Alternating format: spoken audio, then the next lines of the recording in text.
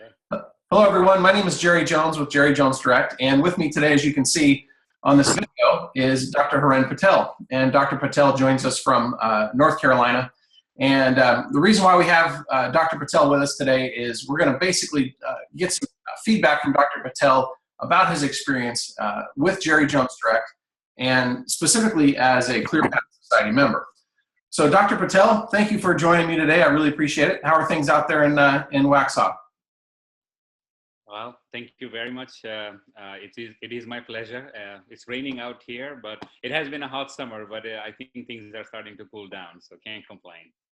Well, we got quite a shower here yesterday too in Oregon, and I don't know if we could be much further apart. I mean, you're getting rain, I'm getting sunshine tomorrow. You'll probably have my rain, so you'll probably get more of it. We'll find out soon. That's right. That's right.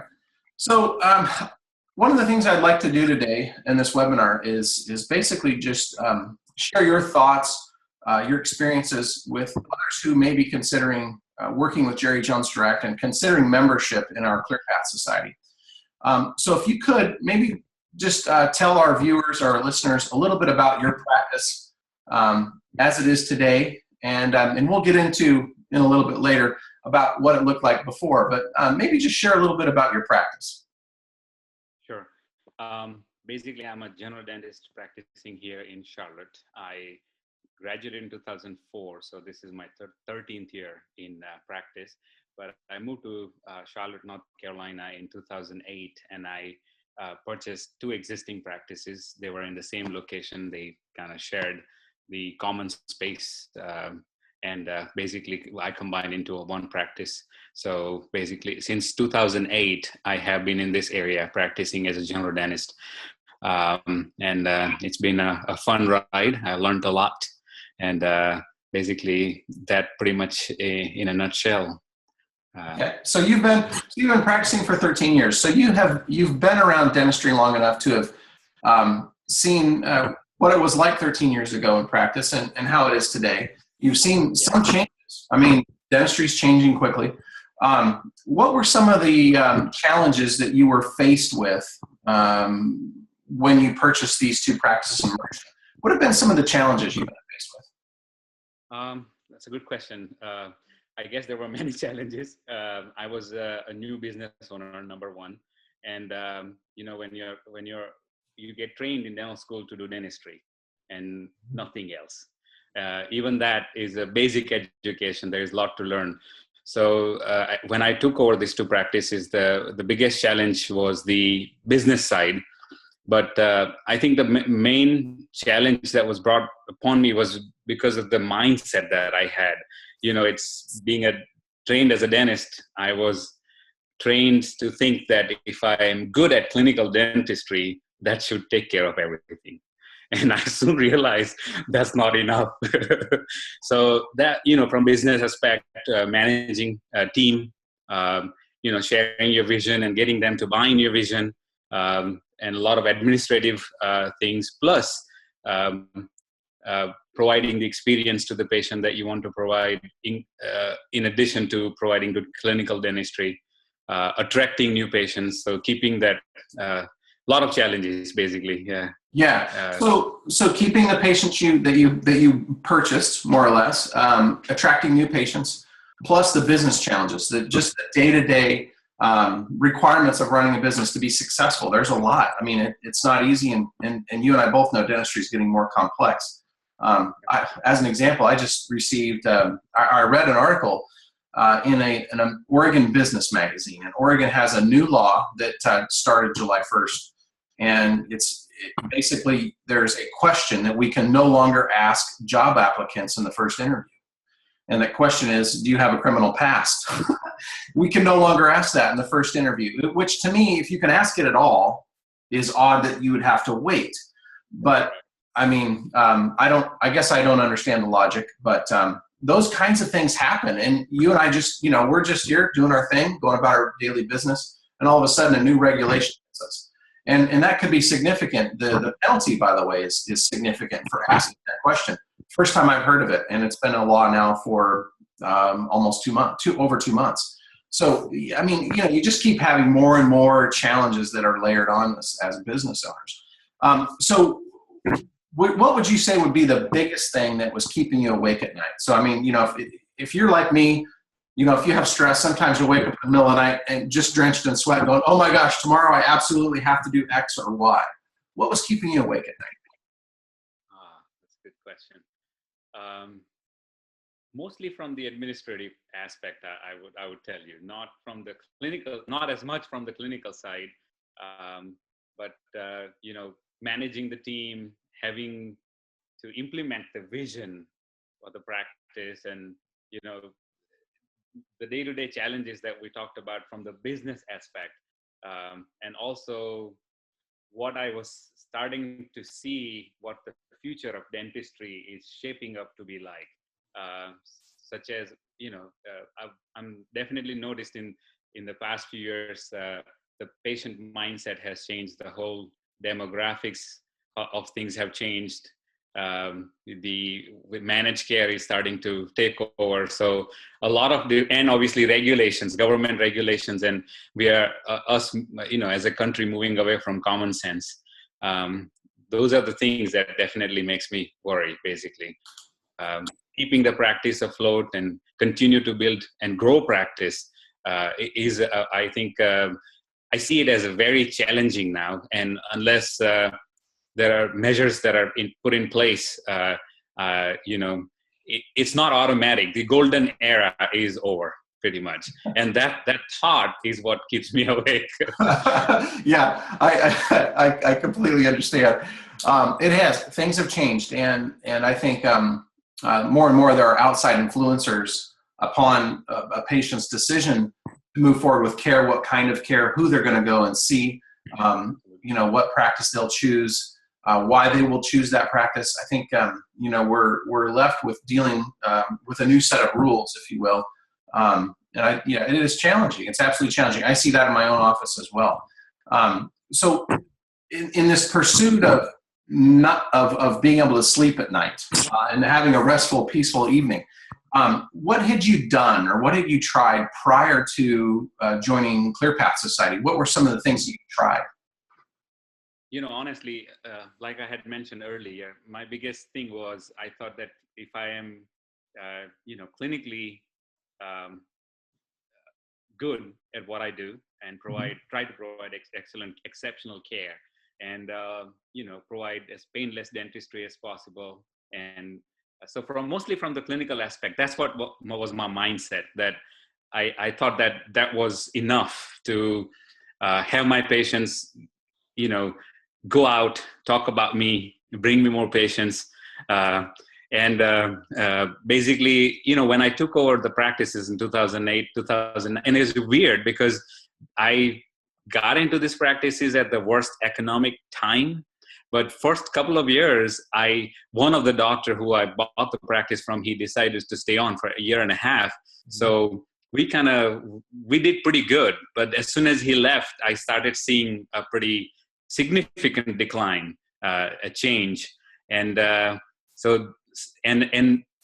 since I have graduated, my focus has always been on getting better clinically, how I can include more services and, implants, you name it, just, CAD-CAM, placing implants, doing Invisalign, whatever, just clinical aspect. That has been the focus from day one. And then the big tap came from the back. That's not enough. So you were kind of like, you basically had the mindset that if I add one more service, I'll be able to deliver more care. If I add one more skill set, I'll be able to deliver more care. And so you sort of had the idea or thought process, and I hear this a lot. I hear this a lot from doctors, that if I just keep adding services, I can do more for each patient. And what I find oftentimes is when you can do more, sometimes you end up doing a lot less, if that makes any sense, because it's like, oh, well, I can do Invisalign, I can do implants. And so the patient comes in, a brand new patient, they don't know who you are, they don't know what you stand for. And they're immediately overwhelmed with this $30,000 treatment plan because you can do all of these things rather than the one thing that they want, which is, doctor, this tooth hurts. Can you fix it? Absolutely. We can fix that and we can fix you. I mean, you just, go sky high on all the Right. possibilities. And that can backfire. That can backfire. Well, as you're kind of going along and you're thinking to yourself, I'm going to just keep improving clinically. You talked about this tap on the back of the head. How did you find Jerry Jones Direct and ClearPath Society? What was it that led you to us? Actually, it was an email from you. I don't know how I got an email, but it was an email from you, and basically, and all the things you talked about in that email, it was almost like you're telling my story, basically. I was in So your head. yeah, you were in my head. So What? Okay. So you got an email and you're like, okay, I got to look into this and find out really what it's all about. So of what we did at the time, what caught your attention? What did you like about it? you in that email, I remember very distinctly that you had that's very thing you had talked about, that our as a dentist, my focus was completely on this aspect of it. Mm-hmm. And you kind of helped me open my mind or change my mindset and look at it from a different perspective. And I still believe in providing excellent care. And that's Yes. what you promoted. Yeah, you need to do that, but that's not enough. And that was the biggest thing, I think, that kind of attracted me to find out more, Mm-hmm. basically, from the business aspect and how I want to reach more and more patients and how I can deliver that care, rather than just being in this kind of, a little deep well, basically. Yeah. So that's what caught my attention. That kind of gave me a different perspective, different thought pattern, and I started digging deeper. Yeah. So it's kind of a pattern interrupt. This email shows up and you're like, what the heck?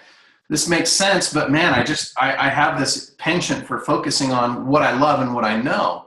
And I think a lot of doctors miss the boat. They develop some incredible skills.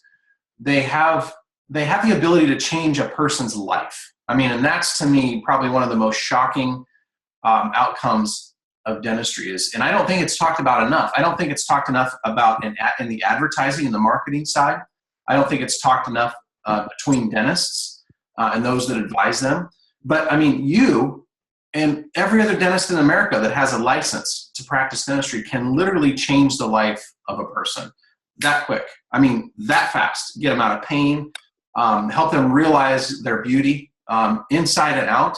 And I mean, I don't want to get all esoteric, but to me, that's the power that a dentist holds in their hands. And if you don't have patients who can appreciate that, patients who you can help, the skills are a waste. To me, that is one of the worst possible outcomes. You have these tremendous skills, but they're not shared. And I think that's just it's a very bad outcome. It's a very bad thing. So, I mean, I want a dentist to have as many patients as they can possibly handle, hopefully with a surplus, but also have the mindset that, with my team and my skills and these people that I have around me, we can do amazing things. And by not promoting dentistry, by not advertising how those changes can come about and what those changes can look like, to me, it's just, wow, we're missing the boat. We got to talk about those things because they're important. This may be a little bit of a personal question, but how many times have you had patients break down and cry or hug you from what you've been able to help them with? Oh, it's so many times. It's a very goosebump type feeling when you get that. Yeah, but quite a few times. That's like the best paycheck in the world. Absolutely. Nothing can touch it, basically. Yeah. Wow. I love. So when you get this email, how long did you consider what was in the email before you decided to join? Was it a quick decision? Was it sort of I'm going to analyze this and think about it for a couple of weeks, or how was it for you? No, actually, it took me a little bit of time. Basically, I got an email, and the email also had a link to a webinar. So I registered and I joined the webinar. I heard what you had to say, and I was obviously thoroughly impressed. So I think the next day I made a call, and I was connected to our member ambassador, Jack. And then I must have spent, I don't know, 25 hours with him talking back and forth. Before, maybe not 25, but I remember one Friday we talked for almost 3.5 hours. One Friday, I remember that. Wow. So we had several conversations. I had a ton of questions, and like I said, you have this one mindset, and now it's something comes totally different, and not different, but something that you haven't thought about it and given much thought, and so yes, I spent quite a few hours with Jack. Jack was very kind, and he answered all my questions very patiently. And just to double check and triple check, I might have asked the same question like 1,000 times. And he was very, very. So really, what held you back? Was it I want to make sure I'm making the right decision, or what was it that was kind of holding you back? That was it. That was it. It was just I had totally latched onto the idea, but I guess I'm a slow decision maker, and it may be a bad quality, but and I wanted to be sure. That's all, because I had obviously you hear so many different things, and there are so many avenues out there, and you want to pick the right one. So I wanted to make sure that I am getting the value of what was discussed, and that's why all conversations back and forth. So just wanted to be sure. And best decision I made. Yeah, good. Well, I know Jack and I talked a couple of times. I remember Jack had been with me for about a year at that point. And so I know we talked a couple of times about your unique situation, and really what Jack and our goal was to help show you where you would find value. Because oftentimes, we have prospective members that reach out to us, and they're not a good fit. They're not a good fit right now. They may be later, but at the point where they're at, they may not be a good fit. And so we're very patient about sort of incubating those docs who aren't quite ready, to get them moving in the right direction, helping them understand what membership means, and how it can help them specifically. Because membership, the benefits are vast, as you know. I couldn't. It would take me more than an hour to describe benefits, the individual benefits of membership. So, when you made that decision, when you finally said, "Okay, Jack, I'm ready to move forward," what were your expectations? I had discussed, like I said, things in very detail with Jack about what my expectations were. But my main focus was, first I started out looking from the perspective of just attracting new patients. Mm-hmm. That was my initial thought. Mm-hmm. But then as I dug deeper, I figured out that with your organization, it's a lot more than that. It's a whole package. It's not just attracting new patients, just marketing. Obviously, marketing is a big piece of it, because, what I realized is that even if I am delivering good care, if my financial side or the business side is not taken care of the way it should be taken care of, that stress is eventually going to affect my performance too. So no matter how good I can be at clinically, but if that side is not taken care of, then it would be affected. So my main expectation was to, I also had a new associate, and I wanted to build his schedule. And once that the seller dentist decided to leave, some patients who he was drawing from further away, all corners of Charlotte, that decided to try somebody else, and so forth. So there was a little bit of that. So multitude factors. So my main expectation was to get my schedule busy, mm-hmm. and basically get enough number of patients. I even had come up with an arbitrary number of, reaching up to 60 new patients a month. I don't know how I came up with it, but I think I just looked at where I wanted to be, having two full schedule for 2 doctors and 4 hygienists, and that was my initial goal. So that was the main expectation. But then as I dug deeper, I figured out that there is a lot of different things, a lot of from management side to team side to having a vision and how to implement it. And I realized it that, doing something was important than being the smartest person in the room. Yes. Oftentimes it doesn't pay very well to be the smartest. It pays to be the guy that's sitting there listening and taking in everything and saying to themselves, how can I apply what was just said to me? How does that apply to my situation, and how can I leverage what that person has discovered? So I think sometimes it pays to be, the guy in the room who just gets to sit and listen and observe, and then take action. Yeah, absolutely. I can see that now that I look back at things. Yeah. Those were my main expectations going in. So what were your early experiences like? You started off, you one of the things you wanted to do was attract new patients. What were some of your early experiences like? And the other question I have, it's kind of an obvious one because I know doctors are thinking this. Do you still have the same associate?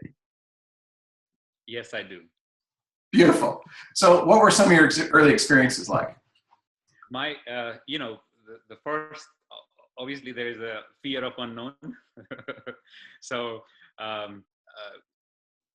I went through, as I was kind of introduced to everything, our customer hub, the Clear Society customer hub, and I was directed by Jack to explore that, and because there's a ton of resources on it, and I went through all that, and Jack kind of walked me through what are the different packages that we have for having a monthly plan, sort of a marketing plan in place. So that was the first thing that we did. And I think I also had a brief conversation with you after I signed on with a totally different issue that I was having at that time. And what we discussed was very helpful. So basically, it's very organized. Everything was kind of laid out, brick at a time. And basically, I was kind of led through that process. And then eventually we came up with a plan that this is what we want to do for my practice based on what I wanted to achieve. And that was the POWER program, basically, monthly newsletters and also the every door direct mail. So after several discussions going back and forth, that was chosen to be the first step in this direction.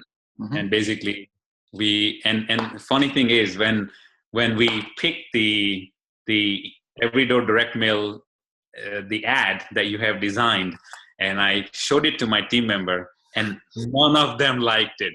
They're like, oh my God, because it's totally unusual, right? Nobody has seen it before. Everybody's kind of used to seeing the norm. And the initial reaction was they were not too sure, but obviously they're completely latched onto it now after seeing the result.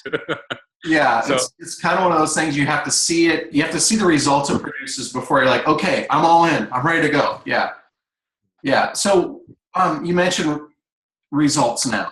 How have they been? What has changed since, because you joined back in November 2015. So it hasn't been quite a year as of the time we're doing this online meeting. So how has your practice changed since November 2015? What's different today that's really like, wow? Big time, yeah, wow. I just had a meeting with my accountant about a week and a half ago, in between my London trip and India trip, and I wanted to sit down with him early on so that I can do some planning and so forth. Mm-hmm. And we're just going through the numbers, and he was telling me that I'm seeing 21% growth this year, which is on the top end of Charlotte market, basically. And in terms of new patients, which was the original kind of desired goal. So right. Basically, my average had been up to this point, I started with the Everyday Direct Mail and newsletter and all the things that came with joining the organization, is that we were at 15 to 17 new patients a month. That was our average. And January, we mailed out our first EDDM in January. I was kind of in the beginning a little slow. We went back and forth. So again, that's okay. That's okay. So I think our first EDDM started hitting our area in end of January, and and within the last I would say it was 18th January, I remember correctly, 18th or 19th January maybe. But we saw in just that half a month, we saw 27 new patients. And it's been crazy since from that time. From February to August, on an average, we are seeing 50 new patients a month. I mean, it's a huge jump for us. And there has been months where we have seen 17 patients a month and new patients a month. And also we have diagnosed a lot more dentistry in these new patients. So there's a lot of dentistry in the banks that we can hopefully slowly convert these people and get the work done. So we have a good platform now, and we have done about almost $80,000 worth of dentistry so far. That is just from EDDM. Now, from the Everyday Direct Mail and the newsletters. Now we have, this is what the data that I have kind of gathered, but there may be, a new patient come in, and then later on they're bringing 3-4 family members. So that's their additional data that I may not have it accurate here. I was trying to get everything in order to give you some numbers, but 21%. We are, 2012, we had done 1.8 million. It's okay if I share these numbers, right? Oh, yeah, it's your call. Yep. Okay. Yeah. So we had done 1.8 million in 2012. In 2013, we went down to 1.4. So we dipped $400,000, and then it's been same story until we started on this. And now I think we are on our way to hitting 1.7, 1.8 this year. And if the rest of the 4 months go as the year that has gone by, who knows? We might hit 2 million. That's awesome. That is super cool. That is super cool. How is your mindset has shifted now from dentistry's clinically to be successful in dentistry, you have to be clinically excellent, to now to be successful in dentistry, not only do I have to be clinically excellent, I also have to be. If you could sum that up in just one sentence, how would you finish that sentence? I'm sorry, say that again. Sure, and I'm a little unclear. I apologize. So your mindset a year ago was to be successful in dentistry, I have to be clinically excellent. To now it is today, to be successful in dentistry, I have to be clinically excellent, and how would you finish that sentence? I have to be excellent in marketing myself. Yeah. I would agree. So membership is kind of unique in that it can be utilized in two different ways, basically. So there's the self-guided way, right? So you can kind of take all these systems and the marketing pieces that we've created and continue to create. You can use those on your own, or you can have them done for you. What has the support been like in either way? And for you, which do you like the most? I mean, do you prefer the done for you, or do you prefer to be able to do it on your own? And the support back either direction up, how's that been? I personally, I feel like, basically being a dentist, I have to practice dentistry. And right now, because my associate is fairly new, I'm still personally carrying the load of the practice in terms of, production that leads to collection. So I in my personal situation, I can't speak for anybody else, but I personally feel that the more help, the better it is. Mm-hmm. So, and that's what my personal sort of desire is, that at this point, I want to I can do stuff on my own, but my life is so busy with a lot of other things outside of dentistry that I do. I definitely need, and it's been a very smooth experience. Everything is kind of done for you, even picking out the routes for you. So even though I like to look at it myself, and I sometimes change it. And see, there are so many times I might have missed the deadline because I tried to do it myself. And you know what I'm saying? So um, there's plenty of help. You got great designers. Jack is amazing, and everybody's very prompt. We get attention right away. So in that way, it's easy to just have somebody do it for me. Yeah. At least in that respect, I don't have to worry about it, basically. Yeah, it's it's going to get done. And you mentioned this, I think, is a kind of a success point, and I think it goes across a number of areas, I guess, in our personal lives. But oftentimes we do get in our own way. We prevent forward progress, and really the only thing that's in between us and where we want to be is ourself. We have a hard time getting out of our own way.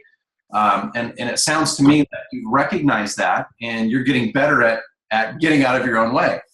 Yes, 100% true to that. That's awesome. So, what would you tell another doc if you were having a one-on-one conversation with another doctor at dinner, or let's say at a dental meeting, and you're talking to a doctor in the hall? What would you tell them about making a decision to join ClearPath, or what would you tell them? I mean, would you tell them to act, or what would you say? What I would say is what I experienced, basically, that you don't have to be alone in this, because I felt that I did not have any avenue how to change things. I know a change needed to happen, but I really was kind of clueless, and I didn't have anyone to talk to, or there were too much out there that you didn't know who to trust.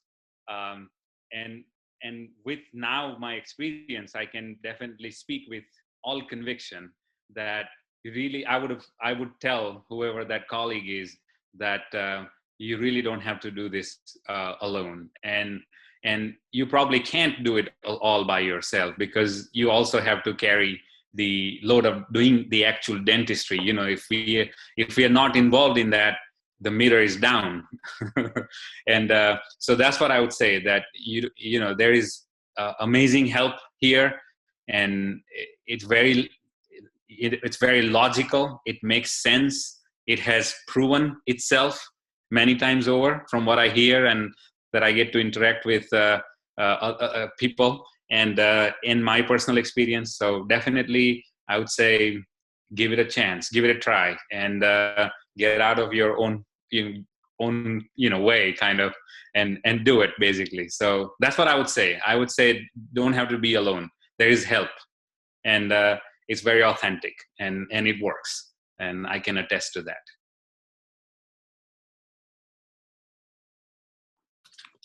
That was my fault. I'm sorry. I had my microphone muted for some reason.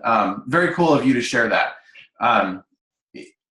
Any other thoughts you'd like to share? And I got to tell you, Hiren, I really appreciate you taking the time today. I know you're a busy guy, and you mentioned your interests outside of dentistry, of which you're very involved. And I appreciate the fact that you've built a business that supports your outside activities, because really that's why we're in business. We're not in business because we want to be in business. We're in business to have a lifestyle that our business supports. So I'm glad you're a member. I'm glad you're with us. Any other last thoughts you'd like to share with our viewers? I guess I pretty much said everything, but I want to thank you, because I know we met at the Discovery Day, but it has been a great ride. I have learned so much from you, and I would encourage anyone to basically definitely follow you. I need everything. I carry this whole bag with me all day long. I take it to work. It has all the Practice Profit Insider, the Dentistry Confidential, all the CDs, everything. I learned so much from you. So I am very grateful. And it definitely helps, relieve a big stress from your life. And things were going really downhill. And I am so happy to have found you. So I'm looking forward to a very strong, productive, and long-lasting relationship. That's what I'm. So more to you than And anyways, thank you. You're very welcome, Hiren. You're very welcome. It's folks like you that really make what we do worth doing. Yeah, I really appreciate that. That's very kind of you. Man, thank you. So I appreciate your time, and hang tight here as I wrap up this recording. And I'd like to talk to you a little bit more just for a minute or two. But for everybody else, thanks for watching this webinar. And if you have questions about Jerry Jones Direct or ClearPath Society, ring us up. We're here. We'll answer phones. 503-339-6000 is our main phone. Or you can go online to jerryjonesdirect.com to learn more. But thank you. I appreciate it. Hiren, thank you, sir. Thank you.